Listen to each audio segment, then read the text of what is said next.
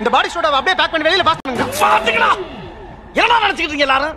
நானும் பல கெட்டப்ப கஷ்டப்பட்டு போட்டு வர்றேன். பார்த்த உடனே பாடி சோடா அந்த கெட்டப்புக்கு என்னடா மரியாதை? எப்படிடா கண்டுபிடிக்கிறீங்க? பின்னால ஆள் விட்டு பாக்குறீங்களா? நாங்க எதுக்கு ஆளை வச்சு ஃபாலோ பண்றோம்? உன் கொண்டதாண்டா உன்னை ஃபாலோ பண்ணு.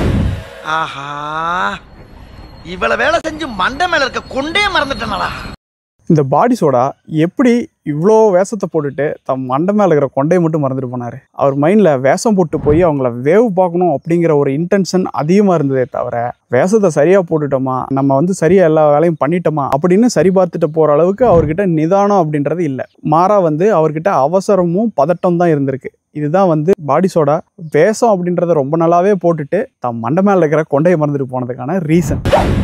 ஆஹா, இவ்வளவு வேலை செஞ்சு மண்டை மேல இருக்க கொண்டே மறந்துட்டேனடா. நீங்கள் பாடி சோடா மாதிரி ஏதாவது வேலைக்கு வந்து அவசரமாக போய் ஏதாவது பொருளை மறந்து விட்டு போயிருக்கீங்களா? இந்த மாதிரி ஒரு முக்கியமான வேலைக்கெல்லாம் போகும்போது சரியாக ஞாபகமாக அந்த வேலைக்குண்டான பொருள்களையோ இல்லை அந்த வேலைக்கு உண்டான முன்னேற்பாடுகளையோ செஞ்சுட்டு போகிறக்கு என்ன பண்ணோம் அப்படின்னா, நம்ம அடுத்து எந்த முக்கியமான வேலைக்கு போகிறோமோ கிளம்புறதுக்கு முன்னாடி அந்த வேலையை பற்றி கொஞ்சம் மனசில் வந்து விசுவலைசேஷன், அதாவது ஒரு கற்பனை பண்ணி பார்த்துக்குங்க. அந்த வேலையை நம்ம போகிறோம், இப்படி முடிக்கிறோம் அப்படிங்கிறத கற்பனை பண்ணி பார்த்து அதுக்கு உண்டான பொருள் எல்லாம் நம்ம எடுத்துட்டோமா, பொருள், பணம், டாக்குமெண்ட்ஸு, ஒரு வேலையை முடிக்கிறதுக்கு இன்னொரு வேலை செய்ய வேண்டியதாக கூட இருக்கலாம், அந்த வேலையெல்லாம் நம்ம செஞ்சுட்டோமா அப்படிங்கிற மாதிரியான ஒரு கற்பனையை பண்ணி பார்த்துக்கோங்க. கற்பனை பண்ணிவிட்டு ஏதாவது மிஸ் பண்ணியிருந்தோம் அப்படின்னா அதை உடனே அந்த வேலையாக இருந்தால் வேலையை செஞ்சு முடிங்க. இல்லை ஏதாவது பொருள் எடுக்கணும் அப்படின்னா பொருள் எடுத்துக்கோங்க. அதுக்கு தேவையான பணம் எடுக்கணும் அப்படின்னாலும் பணத்தை எடுத்துக்கோங்க. இதை வந்து ஒரு பழக்கமாகவே செஞ்சுக்கிட்டு இருந்தீங்க அப்படின்னா உங்களுக்கு நாளடைவில் வந்து எந்த பொருளையும் நீங்கள் மறக்க மாட்டீங்க, எதையுமே வந்து ஞாபகமாக எடுத்துகிட்டு போவீங்க. இப்படி பண்ணீங்க அப்படின்னா அந்த செயல் வந்து ரொம்பவே சிறப்பாக இருக்கும். சரி, இந்த ஞாபக மறதி வந்து ஏன் வருது அப்படிங்கிறதையும் பார்த்துருப்போம். இப்போ இதுதான் மனதோட படம். இந்த மனதோட படத்தில் இந்த வெள்ளை புகை, அதாவது ஒயிட் ஸ்மோக் அப்படின்றது நீங்கள் எந்த வேலை, முக்கியமான வேலை செய்ய போகிறீங்களோ அந்த முக்கியமான வேலையை பற்றிய சிந்தனை, அந்த வேலையை பற்றி கற்பனை பண்ணுறீங்க அப்படிங்கிற மாதிரி. அடுத்தது வந்து இது இருந்தால் அந்த வேலைக்கு போகிறக்கு உண்டான பொருளை எல்லாம் வந்து சரியாக ஞாபகமாக எடுத்துகிட்டு போயிடுவீங்க.